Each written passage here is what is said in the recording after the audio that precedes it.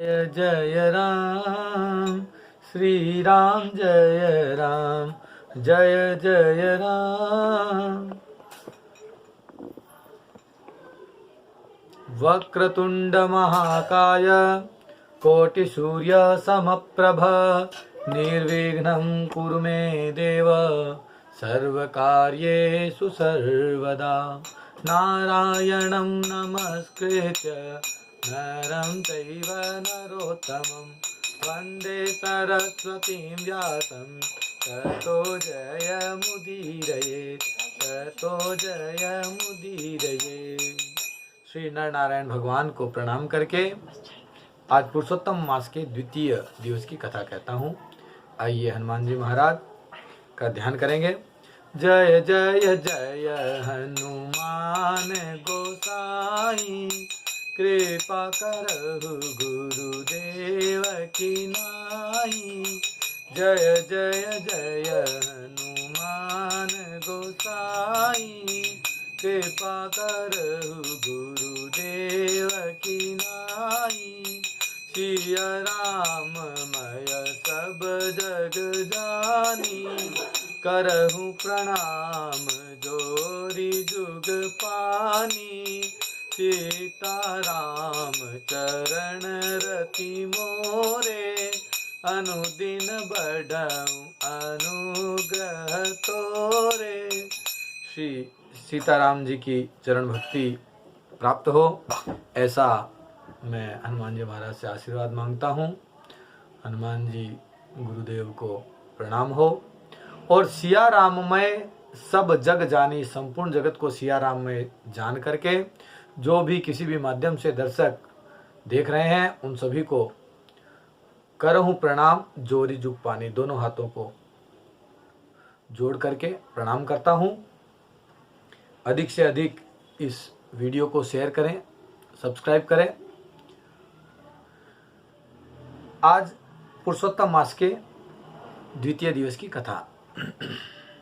कल हमने कथा में पुरुषोत्तम मास के वैज्ञानिक और आध्यात्मिक और धार्मिक महत्व के बारे में चर्चा की कि किस प्रकार अधिक मास सौर और चंद्रमा के सौरमास और चंद्रमास के अंतर को बराबर करने के लिए आता है और हमारे सनातन धर्म को वैज्ञानिक धर्म, एक सेंसपूर्ण धर्म बनाए रखने के लिए, एक सारगर्भित धर्म बनाए रखने के लिए, बहुत ही हमारी आरोग्यता के लिए इसका निर्माण किया गया।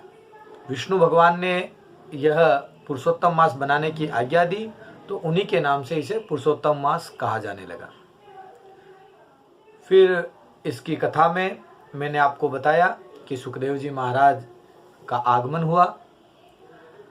सूत जी महाराज कहते हैं कि हे सोनक आदि ऋषिगणों, वहां पर सुखदेव जी से जब परीक्षित ने अपने प्रश्नों का उत्तर जानने की इच्छा जताई और कहा कि हे सुखदेव जी, मेरे पास में 7 दिन का समय है, क्या मुक्ति हो सकती है? तब सुखदेव जी ने कहा, अरे परीक्षित, 7 दिन तो बहुत होते हैं। एक घड़ी आधी घड़ी आधी में पुनियाद, तुलसी संगत साधु की कटे कोटि अपराध। अरे एक घड़ी बहुत होती है। राजा खटवांग का उदाहरण दिया और अजामिल का उदाहरण दिया। कहा कि कुछ घड़ी में ही इन्होंने कल्याण प्राप्त कर लिया, तो तुम्हें तो 7 दिन है। 7 दिनों में मैं पूर्ण विज्ञान रूपी तुम्हें पुराण की कथा सुनाता हूँ। और श्रीमद् भागवत पुराण की कथा सुखदेव जी ने परीक्षित को सुनाई और सभी जानते हैं कि उसके बाद में परीक्षित का मोक्ष हो गया। सुखदेव जी की इस कथा को सुनकर के वहां से सूत जी कहते हैं कि मैंने वहां से प्रयाण किया तो घूमते घूमते आपके यहाँ पहुंच गया हूं। यह भी ठाकुर जी की ही इच्छा है। सूत जी महाराज कहते हैं कि मैं विलोमज हूं, विलोमजोपि धन्योस्मि यन्मां पृच्छत सत्तमा यथा ज्ञानं प्रवक्ष्यामि यच्छ्रुतं व्यासवक्त्रतः। यह पुरुषोत्तम मास के महात्म्य का 5वां श्लोक है। सूत जी कहते हैं विलोम जोपी। यह मैं उस बात के प्रमाण के रूप में देता हूँ कि जो लोग जातिवाद की बातें करते हैं और ब्राह्मण पर या मनुवाद पर इस प्रकार के आरोप लगाते हैं कि जातियों में किसी जाति को छोटा और किसी जाति को बड़ा बताया गया है, तो उस जाति का सभी प्रकार से तर्कों को निष्क्रियकरण करने वाला यह श्लोक है। सूत जी महाराज कहते हैं कि मैं छोटी जाति से उत्पन्न हुआ हूं, विलोम जोपी, और उसमें भी ब्राह्मण स्त्री और क्षत्रिय पुरुष। ऐसा विलोमज होने पर भी मुझ पर विशेष ठाकुर जी की कृपा हुई। और वेदव्यास जी तो आप जानते ही हैं कि शूद्र प्रजाति के थे, तो उनकी कृपा मुझ पर हुई और मैं ये ऊंचा आसन ग्रहण करके आज आप लोगों को कथा कह रहा हूं। ठाकुर जी की कथा कहने का मुझे सौभाग्य प्राप्त हुआ है, यह इस कथा का महात्म्य है। देखिए, ज्ञान होना चाहिए, बौद्धिक क्षमता होनी चाहिए, वह अध्ययन होना चाहिए जो कि स्वार्थ आदि से रहित हो। किसी भी प्रकार का लोभ लालच नहीं होना चाहिए। स्वार्थ आदि से रहित उत्तम ज्ञान, सरल ज्ञान, सहज ज्ञान, और उस ज्ञान को प्राप्त करके कोई भी ब्रह्मत्व को प्राप्त करके कथा आदि कर सकता है। कथा करते समय उन कथा के वाचकों का, कथा के श्रोताओं का जो नियम होता है, उस नियम को भागवत कथा में कहा गया और उन नियमों का पालन करना आवश्यक होता है। इन आधारभूत नियमों के अनुसार कोई भी व्यक्ति कथा कर सकता है। यद्यपि बलराम जी ने सूत जी के, इन्हीं सूत जी के पिता रोमहर्षण का वध कर दिया था कि वे जाति के ऊपर नाना प्रकार के आक्षेप वाली कथा कहने लगे। इसीलिए आगे ऐसा आया कि जो सोनक आदि 88,000 ऋषिगण हैं, ये उस समय का प्रथम विश्वविद्यालय था। 88,000 ये ऋषिगण प्राचार्य थे, अध्यापक थे, बड़े बड़े विषयों के आचार्य, और इनके एक एक के पास इतने इतने छात्र थे। तो सोचिए कि कितना बड़ा विश्वविद्यालय होगा। उस विश्वविद्यालय में ये सूत जी महाराज पहुंचे हैं लेक्चर देने के लिए कि परोपकार का तात्पर्य क्या है, धर्म का तात्पर्य क्या है। आजकल तथाकथित अंग्रेजी भाषाओं के नियमों के अनुसार, यहाँ पर मैकाली शिक्षा पद्धति के अनुसार ऐसा भ्रम फैला दिया गया जिससे हमारी शिक्षाओं का ह्रास हो गया। अब कोई भी धर्म के बारे में कोई प्रश्न कर देगा और उस प्रश्न का उत्तर सुनना ही नहीं चाहेगा। क्या कहेगा? बस महाराज जी, हमें तो आप सीधा सीधा ये जवाब दो। अरे जवाब कैसे देंगे? पहले उसके मूलभूत कारणों को जानना पड़ेगा। जैसे कि कल मैंने आपको बताया पुरुषोत्तम मास के महात्म्य के बारे में। जब तक हम सौर मास को नहीं समझेंगे, जब तक चांद्र मास को नहीं समझेंगे, तब तक पुरुषोत्तम मास के महात्म्य को किस प्रकार समझा जा सकता है। इसीलिए कुछ आधारभूत ज्ञान हमें होना चाहिए, जैसे ज्योतिष का ज्ञान, 12 राशियों का ज्ञान। अभी कोई आए कि महाराज जी ज्योतिष का हमें ज्ञान करा दो, 5 मिनट में बैठे बैठे कैसे ज्योतिष का ज्ञान होगा। आप किसी भी विषय को इतने सालों से पढ़ते हैं, तब कहीं जाकर के आपको कोई डिग्री मिलती है 15-16 साल में, और फिर अपनी उस भ्रमित हुई बुद्धि से जब आपका शंका निवारण किया जाता है, तब वहां पर बड़ी जल्दबाजी करते हैं कि महाराज ये 30 मिनट का वीडियो सुनने का हमें समय नहीं है। समय नहीं है तो संस्कार कैसे डालोगे अपने बच्चों को? देखिए, मुख्य बात यह है कि अपने बच्चों में संस्कार, धर्म के प्रति श्रद्धा और धर्म के प्रति विश्वास पैदा करो, जिसमें सभी प्रकार के माता पिता आज अपने आप को असमर्थ महसूस कर रहे हैं कि महाराज जी वो बच्चे प्रश्न पूछते हैं, उन प्रश्नों का जवाब हमारे पास नहीं है। होगा कहां से? आप कभी पढ़ने गए ही नहीं, आपने कभी शास्त्रों को पढ़ा ही नहीं। आपने जिन पढ़ाई को पढ़ा है, जहाँ जिन स्कूलों में आपने शिक्षा ग्रहण की है, उन स्कूलों में तो गीता, रामायण आदि पढ़ाना अपराध है। गुरुकुलों को आपने सुदृढ़ नहीं बनने दिया, गुरुकुल धीरे धीरे क्षरित हो गए। आज बचे कुछ गुरुकुल है और उनमें भी पेट पूर्ति का ज्ञान बताया जाता है। बस 1-2 साल में किसी भी ब्राह्मण को पेट भरना सिखा दिया जाता है और वे आकर के किसी भी प्रकार से अपना पेट भरने का काम शुरू कर देते हैं, क्योंकि इसकी नितांत आवश्यकता भी है। क्योंकि इस जाति को सभी प्रकार से सभी अधिकारों से च्युत कर दिया गया है, तो इस जाति को अपने पेट भरण पोषण की बड़ी चिंता रहती है, और उसके कारण बस जैसे ही पूजा पाठ सीख गए 16 मंत्र, और फिर वो पेट भरण में लग जाते हैं। एक छोटी सी बात मैं आपको बताऊंगा प्रमाण सहित कि अभी इन्हीं सभी बातों के कारण मनुस्मृति को हिंदू धर्म के लोग ही जलाते हैं। क्यों जलाते हैं?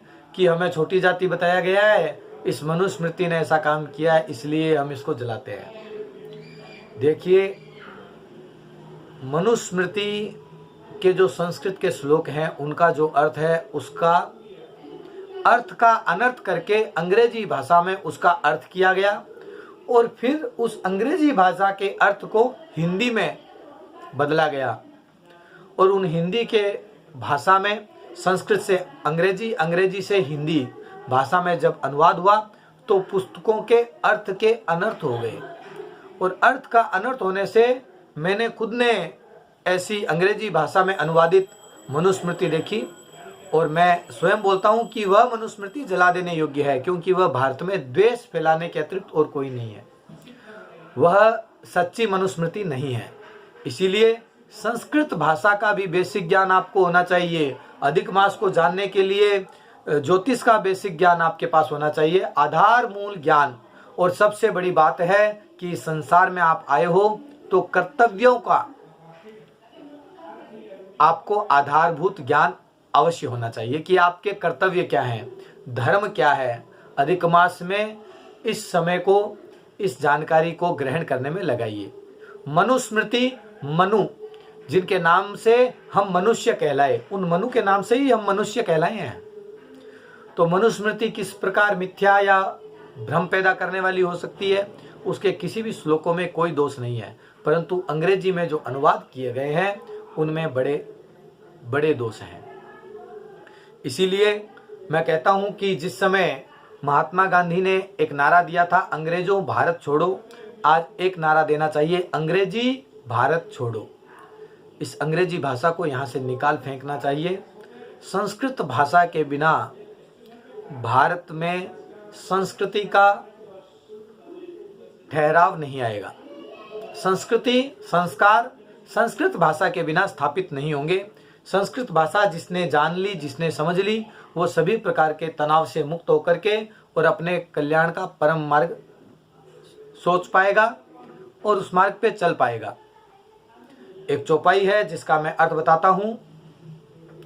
विप्रधेनु सुर संतहित लीन मनुज अवतार, निज इच्छा निर्मित प्रभु माया गुण गोपार।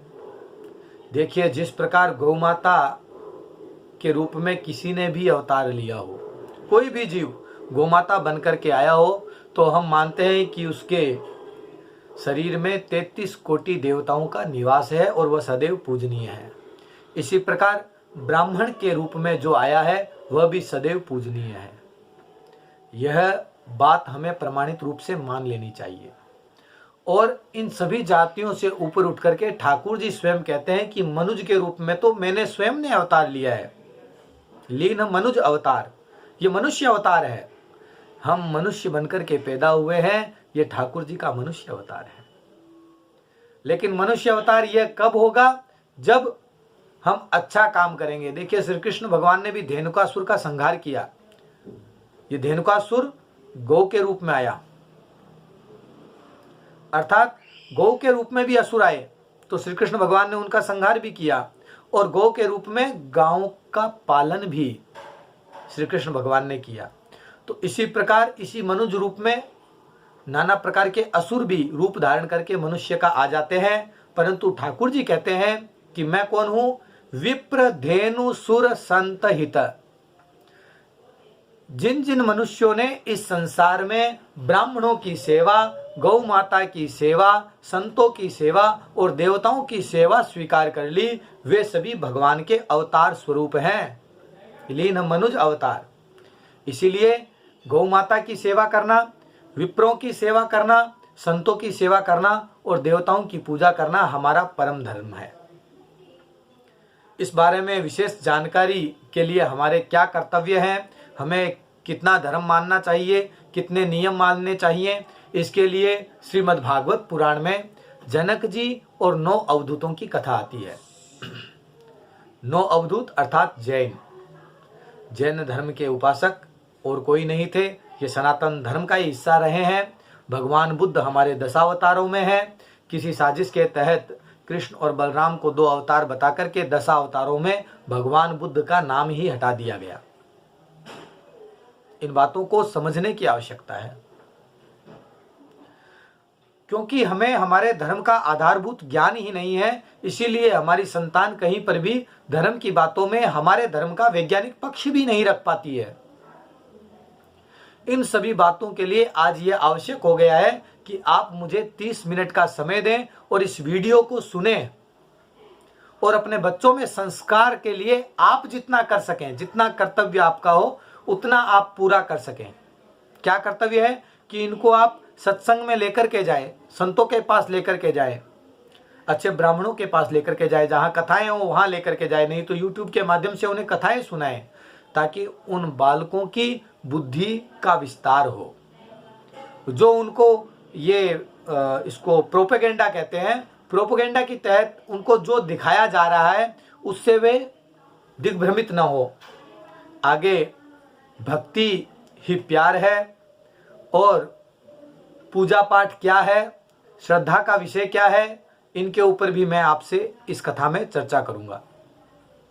अधिक मास में कथा को आगे बढ़ाते हुए सूत जी महाराज कहते हैं कि जब परीक्षित का उद्धार हो गया तब वहां से मैं निकल करके आ रहा था और आप लोगों ने यहाँ ऊंचे आसन पे मुझे बिठा दिया है और आप इस संसार के परम कल्याण का सोच रहे हो। इसीलिए आप सभी कौन हो? मनुष्य रूपधारी परमात्मा हो। तो मैं आपको एक परम गोपनीय रहस्य कहता हूं। यह परम रहस्य क्या है? यह है पुरुषोत्तम मास की कथा। देखिए, सूर्य और चंद्रमा की गिनती के अनुसार भारत की प्राचीन संस्कृति के तीज त्योहारों के नियमों में किसी भी प्रकार का दोष न हो, इसके लिए ठाकुर जी ने एक मास अवतार लिया। मास अवतार अर्थात माह अवतार, एक समय का अवतार लिया और 1 महीना स्वयं ठाकुर जी बन गए। क्योंकि ठाकुर जी वह महीना बने, इसलिए उस महीने का नाम रखा पुरुषोत्तम मास। पुरुषोत्तम मास की विशेषता क्या थी कि सभी महीने की जो पूर्णिमा की तिथि है उसके नक्षत्र के देवता उन महीने के मालिक होते हैं। जैसे चैत्र महीने का मालिक चित्रा नक्षत्र है, पूर्णिमा को चित्रा नक्षत्र में चंद्रमा होता है। इसी प्रकार विशाखा नक्षत्र का स्वामी वैशाख मास का अधिपति है। पुरुषोत्तम मास बोला कि मेरा अधिपति कौन है? तब ठाकुर जी ने कहा कि मैं ही तुम्हारे स्वरूप में हूं, मेरा ही कोई अधिपति नहीं है तो तुम्हारा अधिपति कौन होगा? अनाथस्य नाथो हम, मैं अनाथ का नाथ हूं, इसलिए तुम्हारा अधिपति मैं हूं और मेरे अधिपति तुम हो। हे पुरुषोत्तम मास, तुम्हारा स्वामी मैं हूं और मेरे स्वामी स्वयं तुम हो। तो इसी कारण पुरुषोत्तम मास में यदि कोई पुण्य किया जाए तो ठाकुर जी की पूजा से अधिक फल मिलता है। इसीलिए समझदार मनुष्य इस मास में नाना प्रकार के यज्ञ कर्म आदि करते हैं। शास्त्रों में कहा जाता है, सूत जी महाराज कहते हैं कि एक बार नारद जी को संसार की बड़ी चिंता हुई। तो नारद जी, मैं किससे इस संसार के कष्ट निवारण का उपाय पूछूं, ऐसा सोच करके यात्रा करने लगे। यात्रा करते करते नर नारायण के आश्रम में नारद जी पहुंच गए, जो आश्रम बहुत से तपस्वियों, सिद्धों और देवताओं से भी युक्त है, जहां पर बेर, बहेड़ा, आंवला, बेल, आम, अमड़ा, केथ, जामुन, कदम्ब आदि अनेक वृक्ष लगे हुए हैं और विष्णु भगवान के चरणों से निकली हुई गंगा और अलकनंदा जी जहां बह रही हैं, ऐसे नर नारायण के स्थान में नारद मुनि जाकर के नर नारायण को प्रणाम करने लगे। देव देव जगन्नाथम कृपाकूपारसत्पते सत्यव्रत स्त्री सत्योसी सत्यात्मा सत्य संभव सत्ययोनि नमस्तेस्तु त्वामहं शरणं गतः तपस्तेऽखिल शिक्षार्थं मर्यादा स्थापनाय च यथैकेन कृतात् पापात् कलो मज्जति मेदिनी तथैवैककृतात्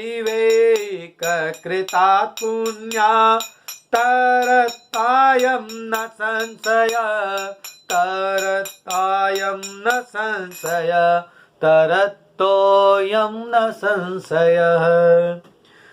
नारायण भगवान की स्तुति करते हैं नारद जी। कहते हैं प्रभु आप सत्य हैं। इस पूरे संसार में जिस समय सतयुग था तो उस समय एक पापी के पाप से पृथ्वी रसातल में चली जाती थी। उसी प्रकार कलयुग में आपने धर्म की ऐसी स्थापना की है कि एक भी धर्मात्मा कहीं पर है तो उसके ताप से, उसके तप के प्रभाव से तरत्तोयम, ये मेदिनी जो पृथ्वी है यह जल के ऊपर टिकी रहती है। अर्थात धरती को कौन टिका के रखता है? धरती सत्य पर टिकी हुई है। देखिए अभी बहुत बड़ी एक महामारी कोरोना फैली और उसमें दान पुण्य करने वालों ने क्या क्या रूप से दान पुण्य किए। किसी ने कह करके किया तो अच्छा, किसी ने दिखा करके किया तो अच्छा, किसी ने छुपा छुपा करके दिया तो अच्छा। सभी ने अपनी अपनी बुद्धि के अनुसार दान पुण्य आदि कार्य किए। सबने अपने अपने दिमाग से काम किया। परंतु दान के महत्व को समझिए, दान और भिक्षा के अंतर को भी समझिए।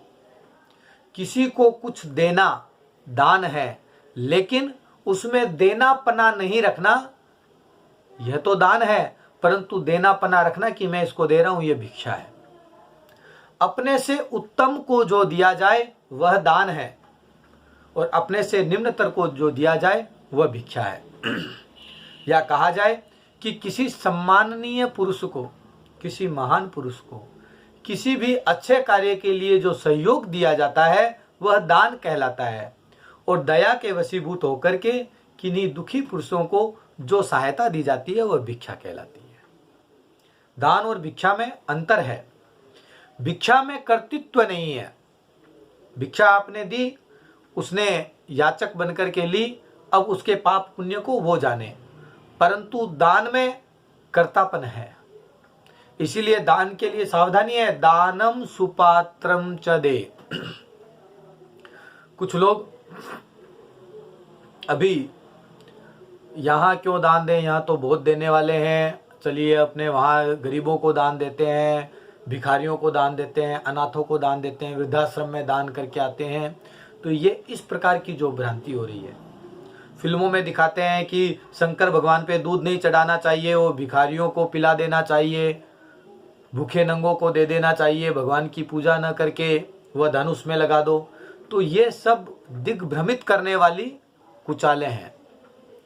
दया के अनुभूत होकर के हमें कार्य अवश्य करना चाहिए, क्योंकि दया धर्म का मूल है, पाप मूल अभिमान। दया अवश्य होनी चाहिए और दया से प्रेरित होकर के अपने से गरीबों का ध्यान अवश्य रखना चाहिए और उनको समय समय पर सहायता अवश्य पहुंचानी चाहिए।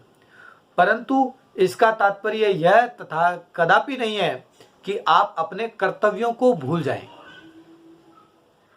कर्तव्यों को नहीं भूलना है। कर्तव्य क्या है? कर्तव्य है कि इस संसार में दान का जो महत्व है उस दान के महत्व को बना करके रखें। तो दान का सुपात्र कौन है? जो व्यक्ति सदुपयोग करे, आपके धन का उत्तम भोजन करे। कौन? विप्र। आपके धन का सदुपयोग करे। विप्र धेनु सुर संतहित। देवताओं के लिए दान दिया जाना चाहिए, संतों की सहायता के लिए दान दिया जाना चाहिए, गौमाता की रक्षा के लिए, गौमाता की सेवा के लिए दान दिया जाना चाहिए। और उत्तम ब्राह्मण इस संसार में धन की चिंता न करें, धन के लोभी न हो जाएं। इसलिए उनको भी दान के द्वारा निश्चिंत किया जाना चाहिए। और सत्य ही है, इस पिछले कुछ समय से जितना मेरा ज्ञान है और जितना ज्ञानार्जन मैं कर सका हूँ, ब्राह्मण वृत्ति के जो व्यक्ति हैं, जो पूजा पाठ आदि कर रहे हैं, यदि आप देखें तो सरकार से उन्हें क्या मिल रहा है, परंतु धन्य है उन मायों को, धन्य है उन धर्मात्माओं को जिन्होंने ऐसे लाल पैदा किए हैं जो ब्राह्मणों की सेवा करते हैं, जो ब्राह्मणों को निर्भय करते हैं, जो ब्राह्मणों के परिवार को चला रहे हैं। आप सभी इसी कार्य में अनवरत लगे रहें। व्यासपीठ से मैं आपको आशीर्वाद देता हूँ, गौ माता की तरफ से मैं आपको आशीर्वाद देता हूँ, ब्राह्मणों की तरफ से मैं आशीर्वाद देता हूँ, देवताओं की तरफ से मैं आपको आशीर्वाद देता हूँ और संतों की तरफ से मैं आपको आशीर्वाद देता हूँ। इन चारों की रक्षा करना ही भगवान का कार्य है। राम काज करिबे को आतुर, जिस प्रकार हनुमान जी महाराज राम जी का कार्य करने के लिए सदैव आतुर रहते हैं, ऐसे ही अच्छे अच्छे धर्मात्माओं और महान धर्म विभूतियों, माता पिता के यहाँ उत्पन्न बालक अपने पिता और माता के संस्कारों से प्रेरित होकर के विप्र, धेनु, सुर और संत के हित के लिए दान आदि करते रहते हैं। दान देते समय सुपात्र का चयन अवश्य करना चाहिए कि जिसको हम दान दे रहे हैं, क्या वह हमारे दान के धन का दुरुपयोग तो न करेगा, कोई नशा और तो नहीं करेगा, किसी भी प्रकार से धन को कहीं अतिरिक्त स्थान पर तो नहीं लगाएगा, या किसी भी प्रकार इस धन को नष्ट तो नहीं करेगा, क्योंकि धन ऊर्जा है। इस ऊर्जा को गलत तरीके से नष्ट करना भी एक प्रकार का पाप है। जिस प्रकार गलत हाथ में दी गई कन्या से उसके माता पिता सदैव दुखी रहते हैं, कन्या गलत हाथ में दे दी और अब दुखी हैं कि कन्या को सुख नहीं है, उसी प्रकार अपात्र को दान करने वाला भी उसी प्रकार दुख प्राप्त करता है। तो दान कभी भी किसी पर दया करके न देवें। दान देवताओं के प्रति, गौ माता के प्रति, ब्राह्मणों के प्रति या देवताओं के प्रति ही सदैव करें, उसी दान का पुण्य है। संकल्प युक्त दान करने से ही पुण्य प्राप्ति होती है। हाँ, यहाँ पर मन में दया रख करके भिक्षा आदि आप किसी को भी दे सकते हैं, अतिथि को, अनाथों को, वृद्धाश्रमों को, उनको दे सकते हैं। इस संसार में जो कोई भी सुख और दुख है वो सभी मनुष्यों के अपने कर्म हैं और कर्मों के प्रभाव से ही कोई गौमाता के शरीर में जीव निवास करके जन्म लेता है, कोई ब्राह्मणों के शरीर में अवतार लेता है, सभी कोई संतों के शरीर में अवतार लेता है और कोई देवत्व को प्राप्त करता है। इसी प्रकार इस संसार में भगवान की यह रचना है। इसमें अपनी भ्रमित बुद्धि से किसी भी प्रकार का नूतन ज्ञान देकर के समाज को या धर्म को दिग्भ्रमित न करें। शास्त्रों के अनुसार जो लिखा हुआ है उसके अनुसार चलने का प्रयत्न करें। यह शास्त्र विधि मुत्सृज्य वर्तते कर्म कारतः। जो शास्त्र विधियों को छोड़ करके मनमाना अपने मन को सुख देने वाला दान आदि करता है, वे सभी राजसिक और तामसिक दान हैं और वे कभी भी मनुष्य का कल्याण नहीं कर सकते। इस बात को भगवान श्री कृष्ण ने 18वें अध्याय में भी समझाया है। इस प्रकार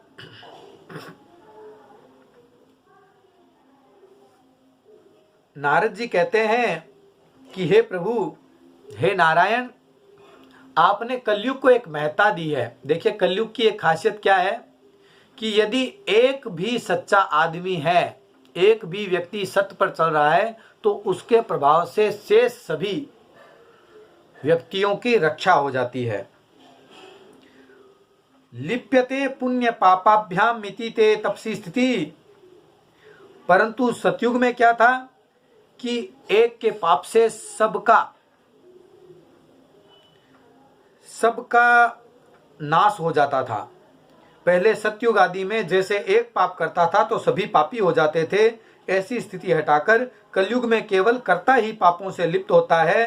केवल जो पाप करता है वो अपने पापों से लिप्त है, उसके परिवार वाले स्त्री पुत्र आदि सभी उस पापों से मुक्त हैं। ये कलयुग की स्थिति है।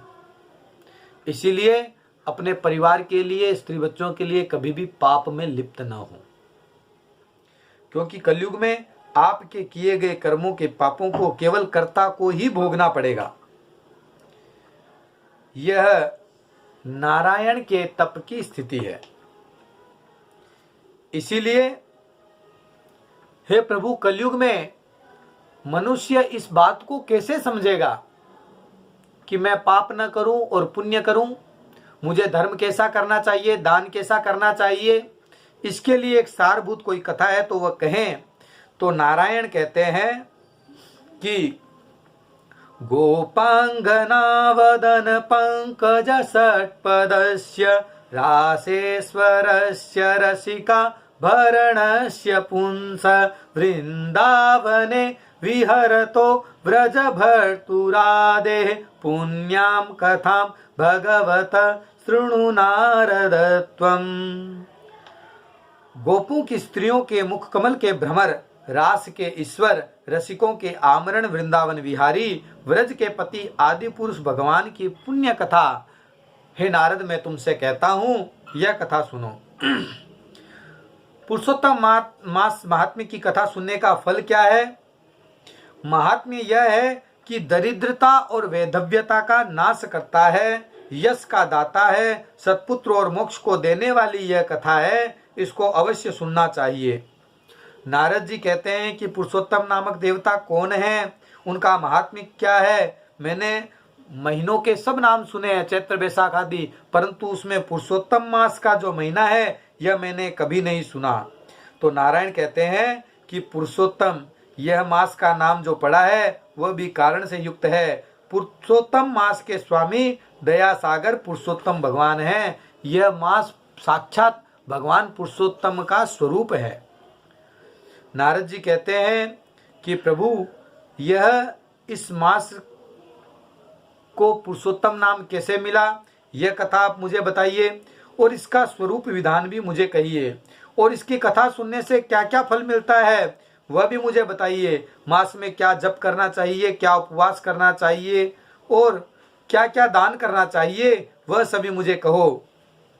तो नारायण कहते हैं कि इस पृथ्वी पर जो मनुष्य दूसरों के भाग्य के अनुवर्ती, दरिद्रता से पीड़ित, नित्य रोगी रहने वाले, पुत्र चाहने वाले, जड़, गूंगे, ऊपर से अपने को बड़े धार्मिक दिखाने वाले, विद्या विहीन, मलिन वस्त्रों को धारण करने वाले, नास्तिक और दास वृत्ति करने वाले, आशा जिनकी नष्ट हो गई है, अंग जिनके सूख गए हैं और मित्र वियोग, स्त्री वियोग, इष्ट वियोग से जो दुखी हैं,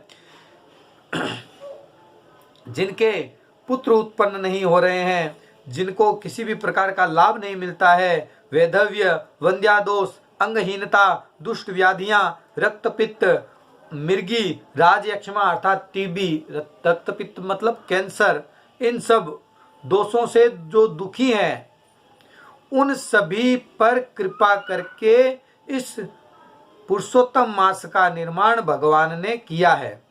कहा जाता है कि पुरुषोत्तम मास में औषधियां विशेष अमृत देने वाली हो जाती हैं, और इस पुरुषोत्तम मास में औषधियों का सेवन करना, नित्य सात्विक आहार ग्रहण करना, इस पुरुषोत्तम मास में हो सके तो प्याज, लहसुन आदि